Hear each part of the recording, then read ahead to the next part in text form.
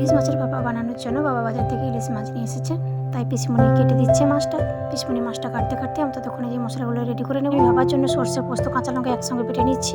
এবার আমি ভাপাটাকে রেডি করে সর্ষে, পোস্ত, কাঁচা লঙ্কা বাটা দিয়ে দেবো, লবণ, হলুদ গুঁড়ো, 2 চামচ টক দই, চেরা কাঁচা লঙ্কা আর দিয়ে দেবো সরিষার তেল। ভালো করে এটাকে মাখিয়ে নেব।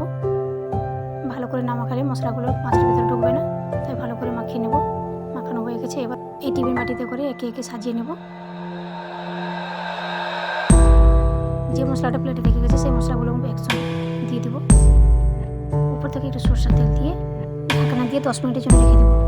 10 মিনিট পরে এখানে আমি একটা কড়াইয়ের মধ্যে জল দিয়ে, জলটা গরম হয়ে গেছে, তার মধ্যে আমি টিফিন বাটিটা বসিয়ে দেবো। তারপরে আমি ঢাকনা দিয়ে 25 মিনিট রান্না করে নেব। 25 মিনিট হয়ে গেছে। এবার দেখি আমি কত দূর হয়েছে।